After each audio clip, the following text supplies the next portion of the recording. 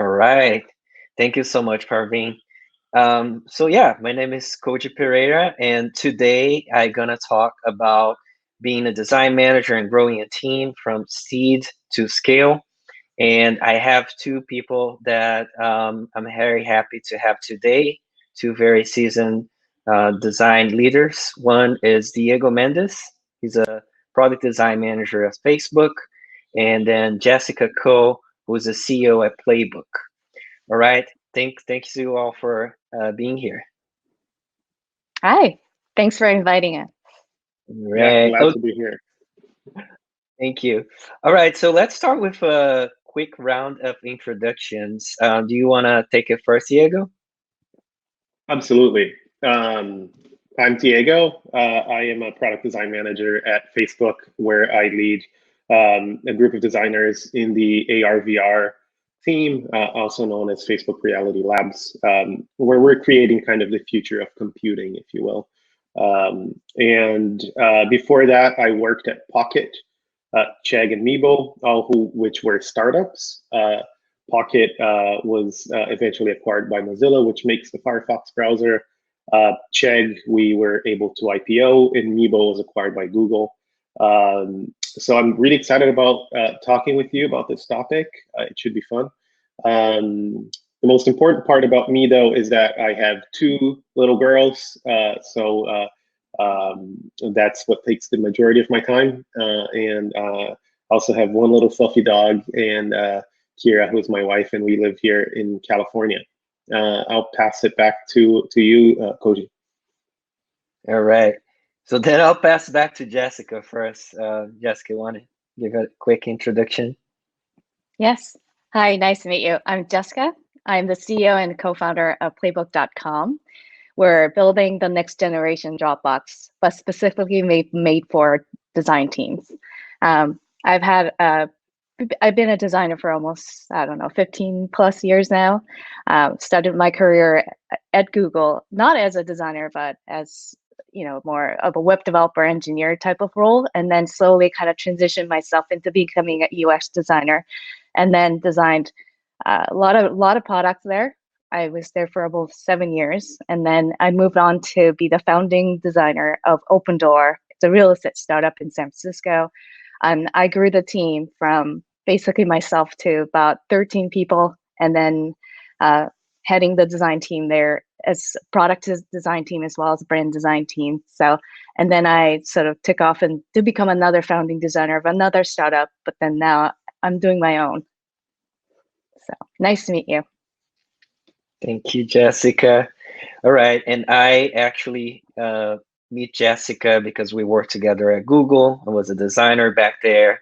And Diego, we actually have, we're from Brazil, both of us. So we kind of met in the design leadership organizations around the Bay Area. And yeah, there we are.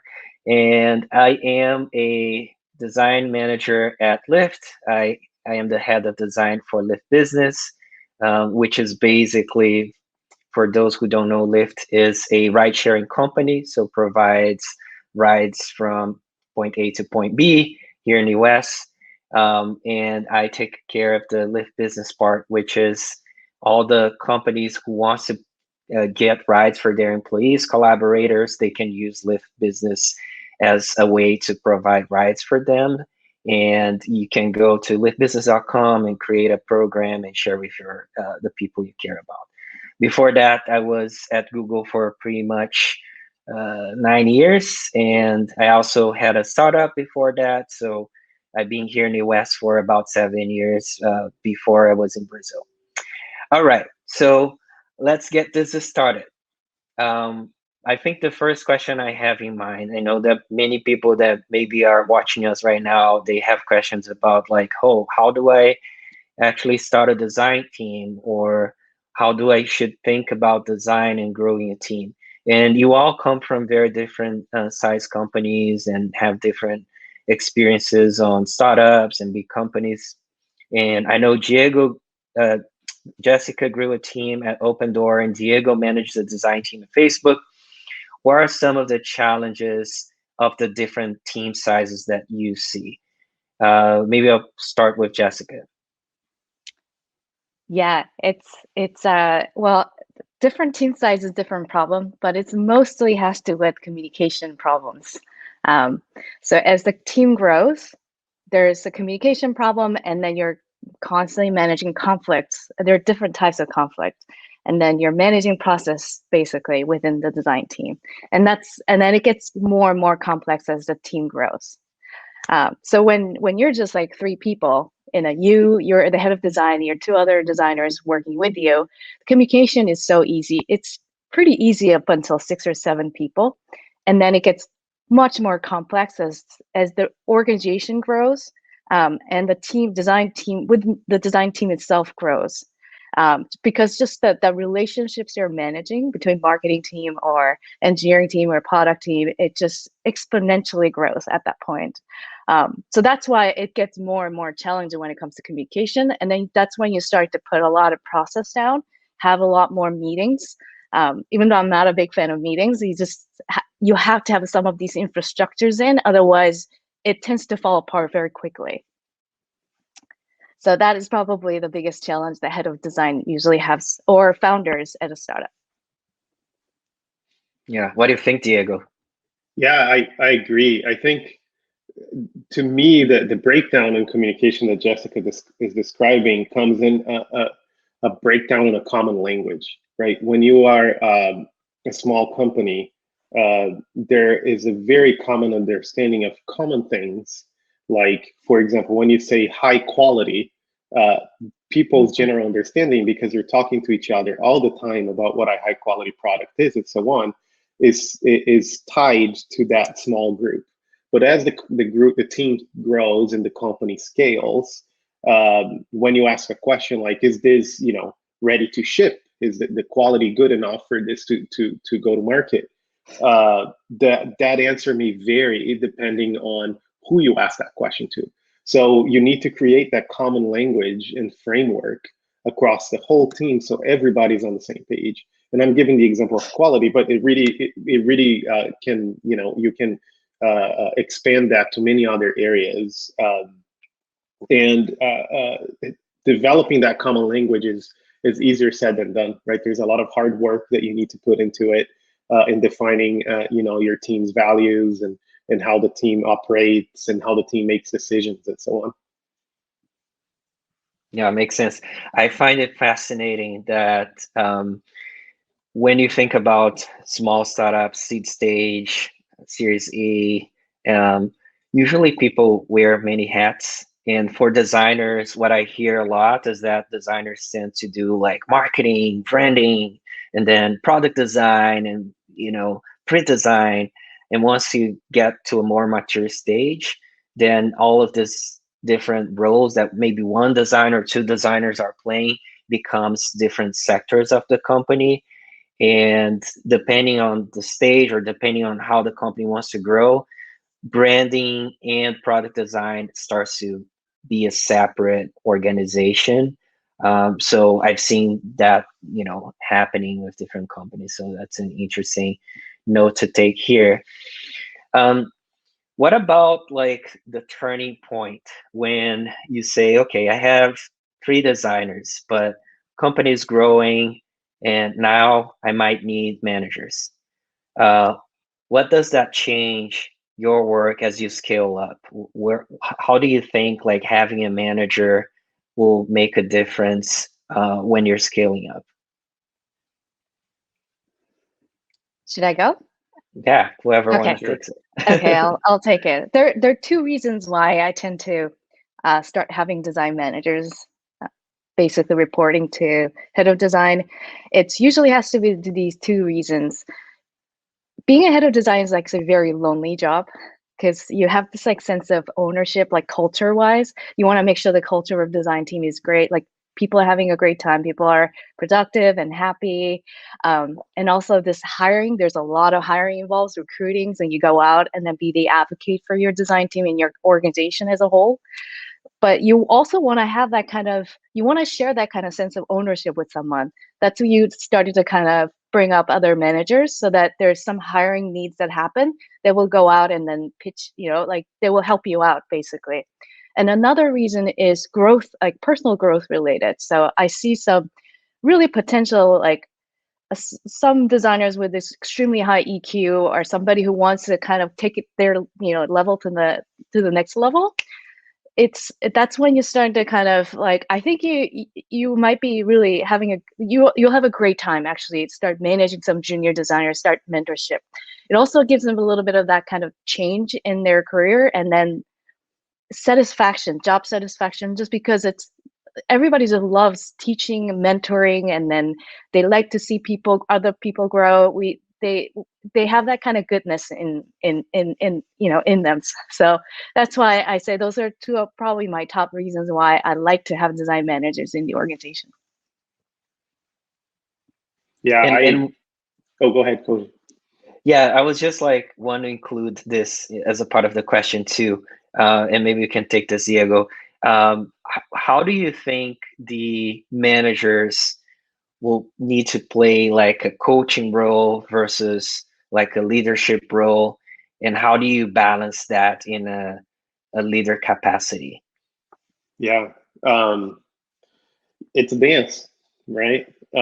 When is it that you need to push a designer to do better work versus when you need to encourage a designer who's struggling? When is it that you ask the team, that you empower the team to make decisions, and when is it that you need to make more, to give more direction, right? All of those things are a little bit of a dance, and there isn't, a clear formula for it. But it's important to keep a pulse on how the team is doing and how the team is feeling about that balance, right? The way I think about it is how is it that we amplify the impact of the team, and what's what are the decisions that we can make now that will help us build this over the long run. So yeah, it's definitely a balance, and it's something that every head of design leader has to be thinking about, and consistently communicating with their designers about. And for like companies, I know some people here are maybe entrepreneurs and they are in small startups. What's the best way to focus on the most impactful things when we think about design, when we think about UX? If you are to start a new company right now, like a small startup, like where should you focus on? And maybe Jessica, you do have your own, so maybe we can start with that. Yeah, I mean, founders, their first question always, I advise in multiple startups as well for designer hiring related. Their question is always, what kind of designer should I hire, and where do I find them? And it's like, how do I manage them? Those are probably top 3 questions I get from non-designer founders. So first of all, it's like, what kind of designer do you hire? And then should I focus on UX and should I focus on branding? A lot of that has to do with the type of business that you're running. So if you're a startup that's branding very much e-commerce related, branding comes so important. So maybe the first hire you want to make is somebody who's very visual and brand designer. Or the second thing is, you're a SaaS company, software company, your product has to be something that sells. So that means the product has to be amazing. UX has to be amazing. Then you probably want to hire a UX designer from the beginning. So those are the kind of things that determines what kind of designer you want to hire. Where do you find them? It's usually, people say 2 or 3 years of college is usually like their designer for designer is kind of a prime time, but I've seen kind of all over the spectrum. The designers are all over the spectrum. So you just have to be open-minded for, this amount of work experiences that people have, where they hang out. You just have to be open-minded about that. And then third thing is like, how do I then foster this design culture in my organization? That's a very complex problem. I probably wouldn't answer that right now because it will take another 15 minutes. But generally, it's just like, you really have to know who you are as a business in order to kind of, put your focus, either branding, marketing, or product. And it really requires different type of designers. So just know who you are, what kind of business you're running, and then hire the right designer for it.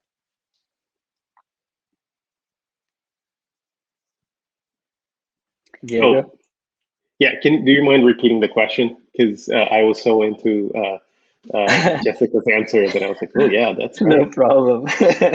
So yeah, we're just talking about like, if you are in a small startup, what's the best way to, you know, focus on the most impactful things UX wise when you're starting that, and Right. like who you should hire first. Is there a case where maybe you should hire a researcher first, for instance? Oh, you should definitely hire the unicorn designer. Right.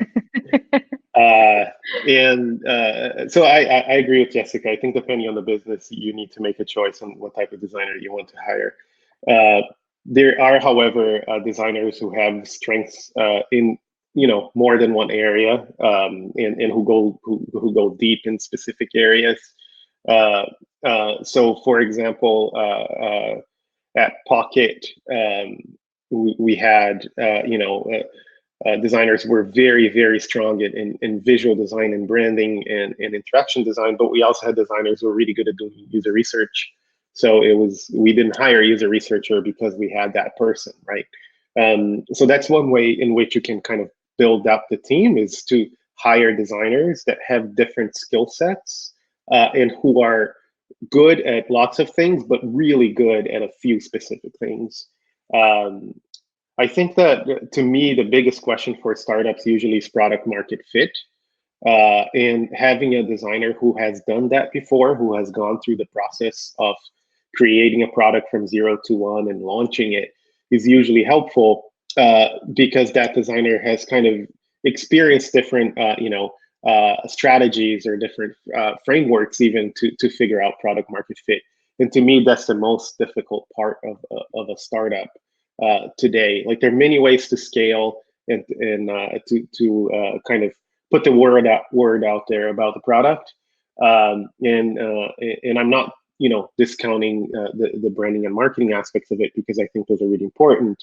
But if you have a product that people try and then don't come back to, uh, then you're kind of dead in the water, right? So that's why, to me, the strongest type of designer that I would prefer to hire at the very early stages of a startup is someone who has gone through product market fit, and then try to complement that person with other designers who have other skills that to build a balanced team.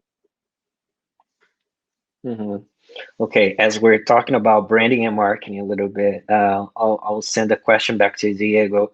I know that startups sometimes they will add branding and marketing under product design orgs, or vice versa. I've seen that too. Do you have any general advice or any thoughts on like when does this make sense? When does this not make sense? Yeah, I think at the beginning they're so tied together, right? You can't tell the story of the product without you kind of having someone who really understands the product really well. And because most designers, a lot of designers start on the branding and marketing and visual side, so there is a natural fit there, right? Uh, I think when it starts to break down is when it gets too complex. So, when you begin to have lots of potential entry points to sell your product, and when your product itself has so many different layers, right, that you need someone to be dedicated to telling that story. Now, I always prefer to have those two very tied together. Even at Facebook right now, even though we have a very large team, we work very closely with the role that we have as a product marketing manager, who is weekly on meetings with us and is seeing the evolution of the product and helping us craft that story over time. So it's not someone who just comes in when the product is ready to launch. So I like having those two tied together. I think it's really important from a storytelling perspective and consistency. And Jessica, I know you worked at Open Door, and I'm just curious about that. Like, did you have to wear the branding hat at some point? You had marketing at some point? Yeah, of course, of course. Man, it's like usually head of designs who have a background in product design. Usually it's very, very hard for us to manage brand design. They're very I mean, these are two separate, completely two different types of designers. So there's there's overlap, but brand design is creating the feeling, the soul of the startup, whereas the product designers tend to be much more logical, like logics, problem solving. During user journey, basically. So they think very differently, and they solve problems very differently, and they come in with very, very different perspectives. And once it's in the marketing, which is a very the short-term task, they execute constantly. Whereas a product is much more longer. It's very the goals are much more longer term goals. So the process is also very different. So you're sitting in the middle of these two organizations as a head of design, and then you're trying to apply the kind of different process for both of them. And then the requests are coming in all over the place. So that's why it's really hard for design team to be in one unit. But like as Diego said, it's really important to have this design team as a one unit in the beginning, just because the way that we learn so much from each other. And there's a lot of things that are also overlapping. So I can see that starting out, it probably starts as one unit, but as the startup grows, organizations keeps going through tons of reorganizations. And then I've seen so many startups that tend to kind of break these two off and then go into marketing unit or product unit. So just because that the nature of the jobs are so different. But I've seen also cases where design team tends to just go as a one unit. That happens when the founders has a design background or some other things. That there's a lot of factors involved in this, but that they both have pros and cons. Makes sense. Yeah, it's I think another common solution for branding is to have like an agency in the beginning and then migrate to have like a in-house professional for branding later. So I think that's another possibility, which I think for branding and for marketing, it might be easier in the beginning to outsource than product design, because the product designer will have to have constant contact with the founders and researchers and engineers to build the designs that they design. So I don't know. Any thoughts about that? Agencies? Yeah, I think that I've worked in agencies before, in consulting groups and so on, and I think they can be wonderful enablers for your team to focus on a specific area. So, for example, if you want your team to focus on product and you don't have the bandwidth to do branding, having a great brand agency help you can be wonderful. Ideally, you build a long-term relationship with them too, so that they can come back and continue the good work over the years. And I've also seen agencies join companies because they have had such a good time working together. So if you find a strong partner that empowers you to then focus your work in areas that you need to, and you have a great relationship with them, I say power to you, keep rolling. Makes sense. Okay. All right. So the first person you hire in the design side will help to define the design culture for a company. So when you're hiring, what are the things that you should care about? What are the traits you should look for? Maybe we can start with Jessica. Yeah, that's a great question. So diversity comes to mind. Diversity inclusion is one of these more interesting topic these days. Startups, for some reason, we can't. Sure, we like to have a awesome culture from the beginning. We can't afford to also be picky because there's not a whole lot of options for us. I mean, we from the outside we look so unstable. We don't have a product market fit just yet. It almost looks as if like it's for somebody, a designer, to take such a huge risk. It's a very rare occasion. So that's why you sometimes get what you get, so but you try to kind of manage that diversity inclusion over time. So you became more and more picky about things as a startup grows, and then you start to find your product market fit. So in the beginning, though, I always actually tell the founding designers the most important one thing is just hire somebody that you like working with, that you are like excited to see every day, because that is the most important. That's like the first kind of communication relationship thing that you're building within your team. And even though there's two of you, once you got that chemistry right, and the third one's going to be a little bit easier, fourth one's going to be a little bit easier, and then you can be more creative, or just be more focus more on the diversity and inclusion. Hire somebody that's much more different than you are, something like that. But first and foremost, in the beginning, always hire people that you enjoy working with. That's a good tip. Yeah. Diego? Yeah. I mean, my tip would be more like everybody looks for the hard skills, right? Obviously, if you want to hire a first designer, you want them to be great, at helping you build a product. So you're looking at, their strengths in visual design, interaction design, and storytelling, and so on, which I think are obviously super important. But I think people tend to forget the EQ side. So, how is it that this person deals with challenging situations? Because that's basically every day in startups, right? How is it that this person responds when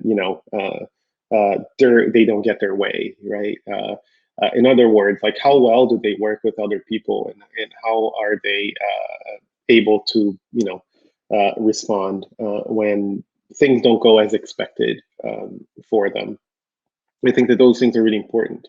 The other piece is what's their level of empathy, and empathy here is really important both towards the people who you will be serving with the product you're creating, but also with the teammates, right? With the engineering team and the product team and the new designers that will come in later, right? So I think that's a piece that I see a lot of founders not focus on, and then they end up having to rehire, if you will, someone who has more of those skills. Yeah, I love that.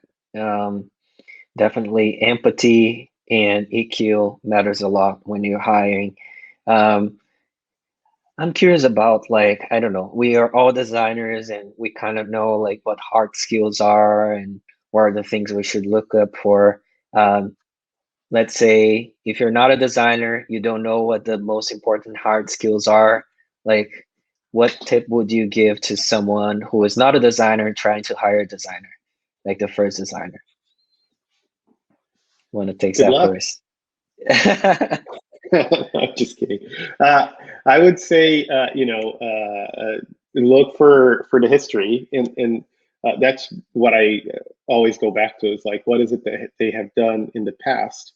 And sometimes, I've heard people. I've hired people who, for example, were fresh out of college and didn't technically have work experience. They hadn't had a real job per se, but they had done really good work, by like redesigning the website at a local nonprofit, or they had done really good work in an internship, right? So you kind of experience really doesn't have to be super extensive, right? But it needs to be something that gives you that sense of trust that this person can handle, what we will be asking them to do.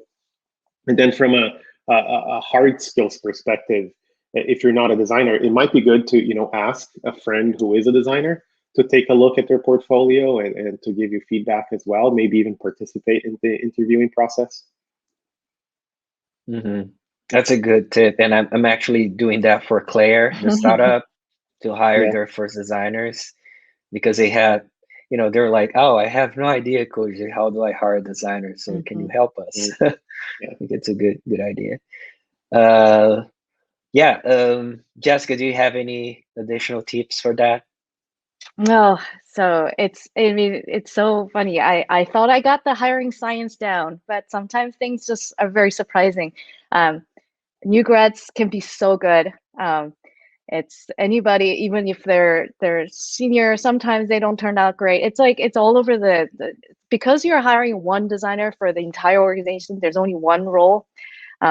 It's a hit or miss very quickly. Like you almost know right away within a month it's going to be a good fit or not.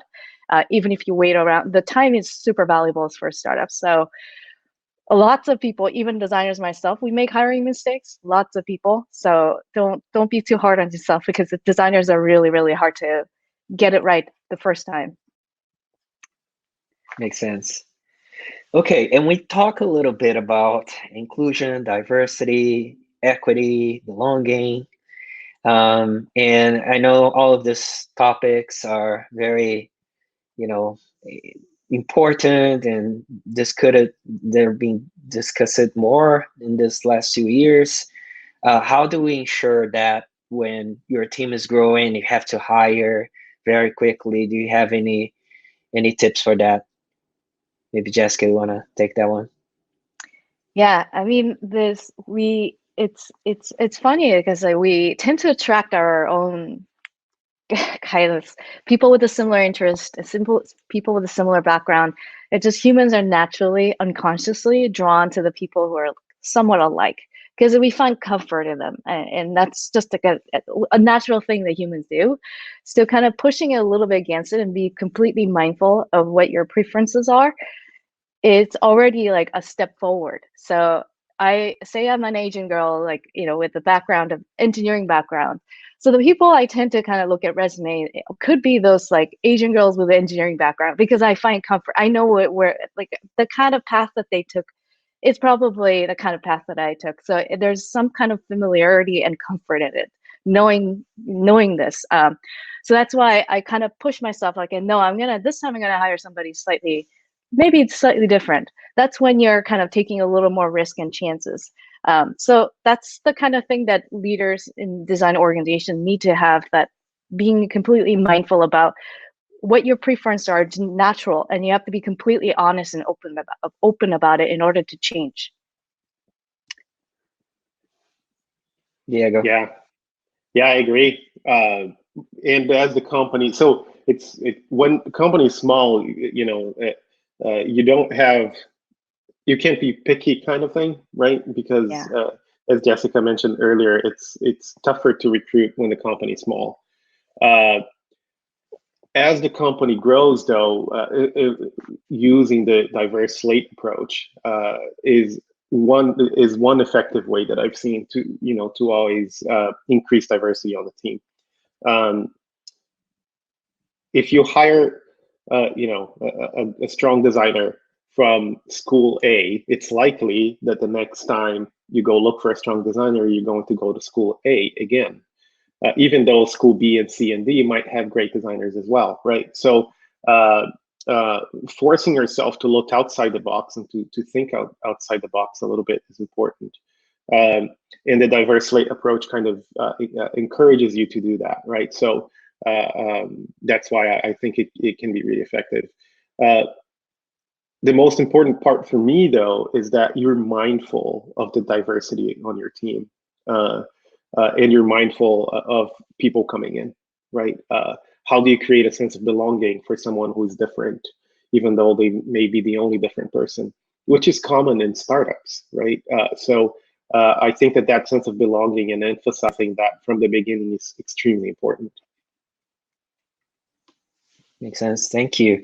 Yeah, I think to me, what I've seen working is hiring managers and leaders in the beginning that are, diverse as much as you can, because they will bring, as Jessica said, like more people within their groups. And then in the end of the day, if you have diverse leaders, then you will end up with diverse teams.